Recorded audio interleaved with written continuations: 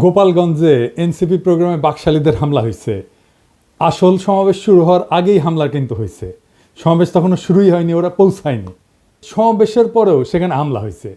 সেই সমাবেশে হাসনাত আব্দুল্লাহ স্লোগান দিছে মুজিববাদ মুর্দাবাদ। শুনেন। মুজিববাদ মুজিববাদ মুর্দাবাদ মুর্দাবাদ মুজিববাদ মুজিববাদ মুর্দাবাদ মুর্দাবাদ মুর্দাবাদ মুর্দাবাদ মুজিববাদ মুজিববাদ মুজিববাদ মুজিববাদ মুর্দাবাদ মুর্দাবাদ ইনকিলাব ইনকিলাব জিন্দাবাদ জিন্দাবাদ। এনসিপি যাইতেছে গোপালগঞ্জ শহরে, আর বাকশালীরা টুঙ্গিপাড়া পাহারা দেয়। আরে বেকুব, টুঙ্গিপাড়ার দায়িত্ব তো আমার। লোহা না গরম হইলে হাতুড়ি দিয়ে লোহায় বাড়ি দিয়ে লাভ আছে কোনো? বাকশালীদের ঔদ্ধত্য আর জনগণের ঘৃণা সেই পর্যায়ে পৌঁছাইলে টুঙ্গিপাড়া জয় বাংলা হয়ে যাবে, কেউ ঠেকাইতে পারবে না। টুঙ্গিপাড়া বাঁচানির একমাত্র রাস্তা হইতেছে বাকশালীদের জাতির কাছে ক্ষমা চাওয়া, নয়তো অপেক্ষা করা লোহা গরম হওয়ার। পিনাকির শপথ মিস হয় না। যা কইছি করে দেখাবো ইনশাল্লাহ। আওয়ামী লীগ আসলে কি, বাকশাল আসলে কি? একটা নিষিদ্ধ ঘোষিত সংগঠন যারা 16 বছর ধরে রাষ্ট্রকে দখল করে রাখা আয়নাঘর আর গুমখুনের রাষ্ট্র বানাইছিল। 1 বছর হয় নাই হাজার হাজার ছাত্ররে মারল পাখির মতো গুলি কেরা। আর এই ছাত্রলীগ আওয়ামী লীগ নিজেরা অস্ত্র হাতে হাসিনা পুলিশের সাথে নামিছিল। তাদের মধ্যে যারা পলাইছে তারা তো পলাইছেই, আর বাকিগুলা গোপালগঞ্জে যায় ঢুকিছে। রাজনৈতিক নেতাদের জন্মস্থানে সেই দলের একটা প্রভাব থাকে দীর্ঘদিন, এটা স্বাভাবিক। গোপালগঞ্জেও আওয়ামী লীগের প্রভাব থাকবে, আওয়ামী মনোভাবাপন্ন মানুষ থাকবে, কিন্তু একটা রাজনৈতিক দলের শান্তিপূর্ণ কর্মসূচি করতে দেবে না। প্রাইভেট বাহিনী দিয়ে অস্ত্র হাতে সমাবেশ শুরুর আগেই সমাবেশ স্থল ভাঙবে, এটা কি মগের মুল্লুক? কেন বিএনপিকে তো গত ফেব্রুয়ারিতে সমাবেশ করতে বাধা দেয় নাই? আমরা তো কথা বলার সভা সমাবেশের স্বাধীন হতে চাইছি, রাজনীতির স্বাধীন হতে চাইছি। হাসিনা এটা করতে দেয়নি, তো গোপালগঞ্জে কি এখনো হাসিনার শাসন চলে? বিএনপি ওখানে করতে পারলে এনসিপি কেন করতে পারবে না? মানে গোপালগঞ্জের আওয়ামী লীগের সাথে কি এমন প্রেম বিএনপির যে তারা সমাবেশ করতে পারবে, আর কি এমন শত্রুতা এনসিপির যে তারা যাইতেই পারবে না? বিএনপি কি হাসিনার বিরুদ্ধে লড়াই করে নাই? এই বিএনপি যখন 2024-এর 14 সেপ্টেম্বরে প্রোগ্রাম করতে যাইতেছিল, তখন গাড়ি বহরে হামলা করে 3 জন বিএনপির নেতাকর্মীকে মাইরা ফেলাইছিল এই গোপালগঞ্জের বাকশালীরা। আর আজকা বিএনপির কর্মীরা উল্লাস করিচ্ছে আওয়ামী লীগের মতোই, যে এনসিপি মার খাইছে, দাওয়া খাইছে, উল্লাস করিচ্ছে। হ্যাঁ, কি বেকুবের বেকুব রে।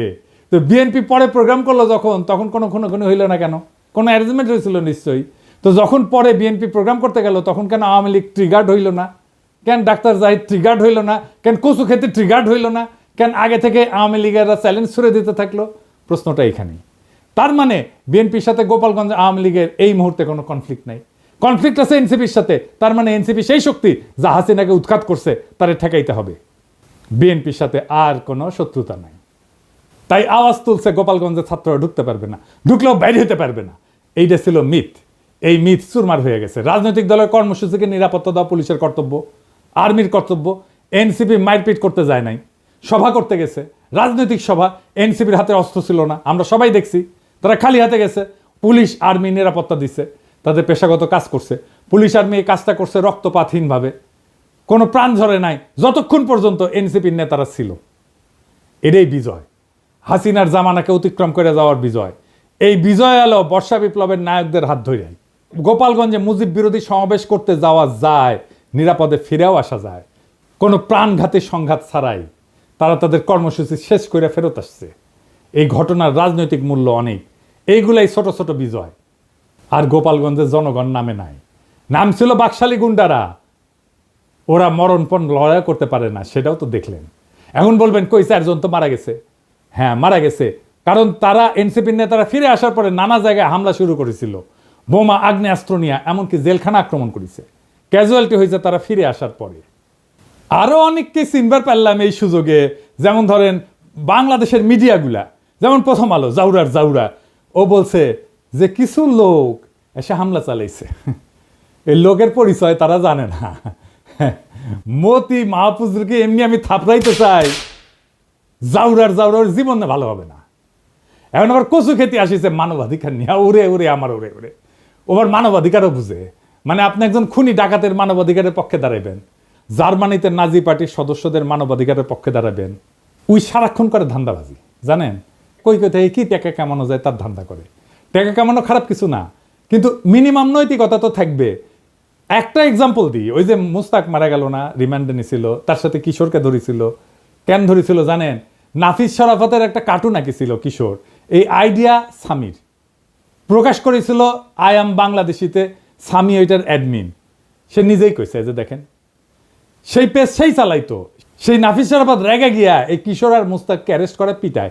মুস্তাককে এতই পিটাইছিল যে সে প্যান্টে হাগে দিছিল। তারপর তো মুস্তাক মরে গেল। সেই নাফিস শরাফতের একটা কাজের জন্য এই সামি তদবির করছে মন্ত্রণালয়ে, কাজ দেয় না এই জন্য মন্ত্রণালয়ের দায়িত্বপ্রাপ্ত বিশেষ সহকারী পিছে সে লাগিছে, তার নামে রিপোর্ট করাইছে। যে আমার কমরেডকে মাইরা ফেলাইলো তার জন্য তদবির। সি সি সি সি রে সামি সি। আমি এটা শুনে বাকরুদ্ধ। একটা মানুষের নৈতিক পজিশনে এত সহজে বেঁচে দেওয়া যায়? মুস্তাকের জীবনের এতটুকু মূল্য নাই তার কাছে। আমি যে ওরে অপছন্দ করি এমনি এমনি না, ওর মধ্যে বিবেক মনুষ্যত্ব কিচ্ছু নাই। ওর সঙ্গে যখন কথা হইতো তখন আমি বলছিলাম যে আপনি মোটা আজিজের মারছেন না, যেটা সেটা আমাদের জন্য ভালো হয়েছে, কিন্তু আপনার একটা বস্ত বড় ক্ষতি হয়েছে। আপনার মধ্যে একসময় রিমোর্স আসবে, অনুতাপ আসবে। আজ না হোক কাল আসবে, কাল না হোক পরশু আসবে, নয়তো মরার আগে আসবে। আপনার মনে হবে একজন মানুষ আপনারে বিশ্বাস করেছিল, সে খারাপ মানুষ তাতে সন্দেহ নাই, কিন্তু বিশ্বাস করছিল আপনাকে। সেই বিশ্বাস, ট্রাস্ট আপনি ভাঙছেন। ট্রাস্ট একটা খুব ইম্পর্টেন্ট জিনিস। বাংলাদেশে বিশ্বাস ভাঙাটা কোনো ব্যাপার না। আর এই কচুকেতিরকে দেখে বুঝলাম ও মরার টাইমে ওর রিমোর্স আসবে না। তবে আল্লাহর মায়ের বলে একটা জিনিস আছে না, সেটাও টের পাইতে শুরু করবে এখনই ও টের পাবে। বাংলাদেশের কোনো মানুষ তাকে আর বিশ্বাস করবে না। আর আমি তো আমার এপিসোডে তার প্রশংসা করেই যাব। মানুষ জানবে একজন অতিশয় ভালো মানুষ আছে দুনিয়ায়, সে ভালো কাজ করে, সে ভালো ছেলে, সন্ধ্যায় হাত মুখ ধুয়ে পড়তে বসে আর দেখে কোটি কোটি ধান্দা করা যায়, কোটি কোটি চান্দা আদায় করা যায়। কারে কারে দিয়ে চান্দা আদায় করে সেটাও জানি। যাই হোক, অনেকে কইতেছে যে এই হাসনাত আর্মি চিফের বিরুদ্ধে দাঁড়াইছিল, এখন আর্মির গাড়িতে কেন নিরাপত্তা নিল? আসেন ব্যাপারটা একটু বুঝে দেখি। আর্মি রাষ্ট্রের অধীনে একটা এজেন্সি, কিন্তু আর্মি নিজেই যদি একটা সার্বভৌম এজেন্সি হয়ে উঠতে চায় তাহলে রাষ্ট্রের নাগরিক তার বিরোধিতা করবে। আর্মি চিফ বাংলাদেশের পলিটিক্স নিয়ে কথা বলতেছে, যেটা তার ডোমেনের মধ্যে না। সে নিজে একটা সার্বভৌম এজেন্সি হয়ে উঠতে চাইছে। সার্বভৌম ক্ষমতা জনগণের, সে সেই সার্বভৌম ক্ষমতার শেয়ার কাউকে দেবে না গণসম্মতি ছাড়া। ওয়াকার গণসম্মতি ছাড়াই সেই সার্বভৌম ক্ষমতা নিতে চাইছিল। এনসিপি ছাত্ররা আমরা আর্মি চিফের সার্বভৌম এজেন্সি হয়ে এটার বিরোধিতা করছি, ভবিষ্যতেও করব যদি আবারও চেষ্টা করে।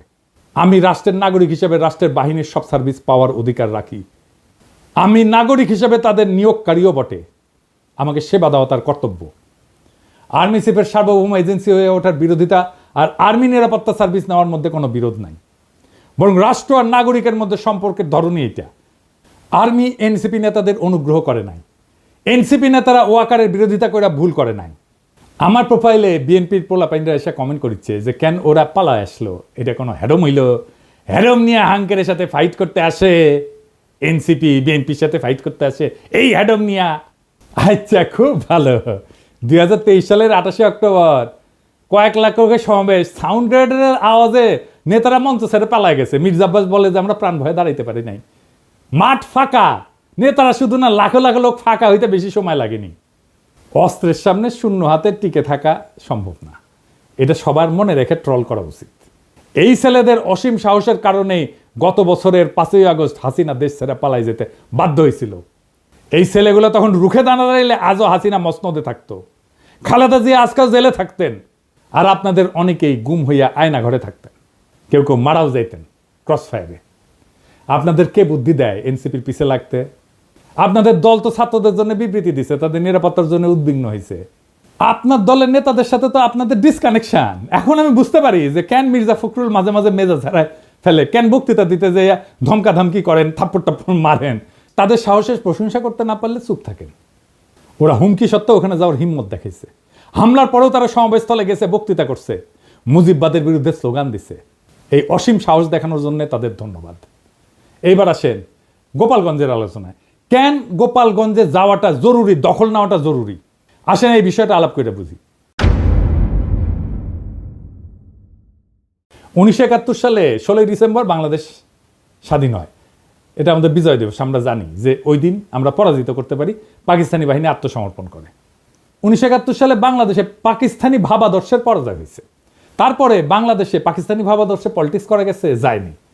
বাংলাদেশকে মাইনাই পলিটিক্স করতে হয়েছে, এটাই নর্মাল।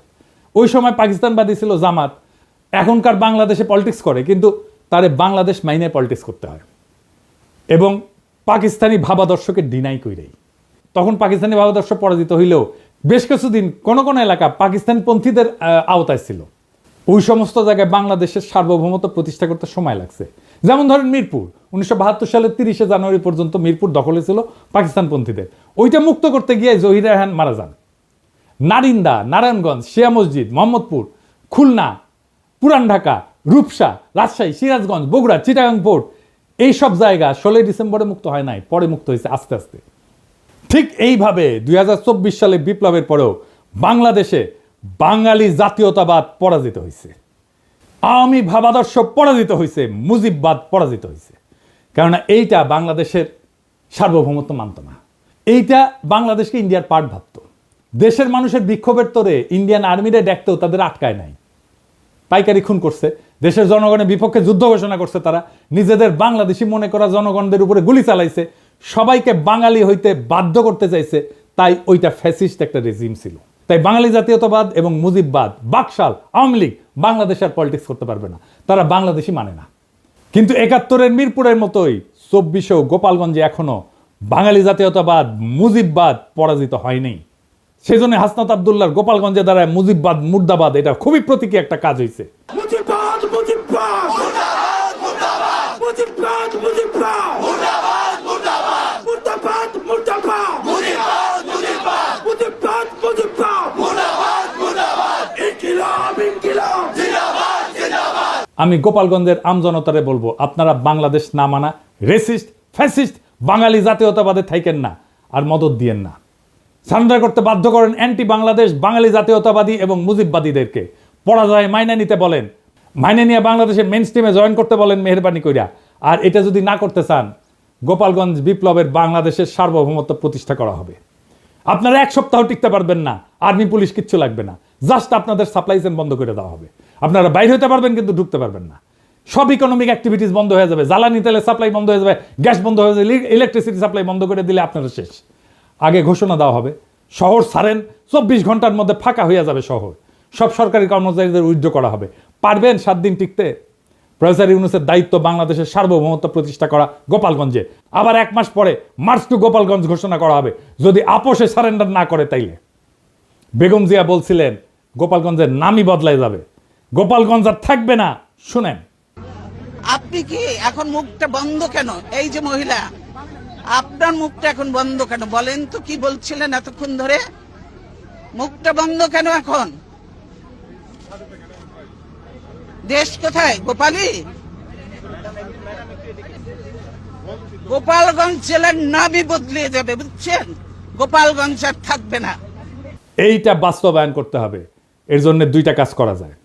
এক, গোপালগঞ্জের নামটা বদলে ফেলাই যায়, বা জেলা সদর পরিবর্তন করে অন্য উপজেলায় নিয়ে যায়, নাম বদলে দেওয়া যায়।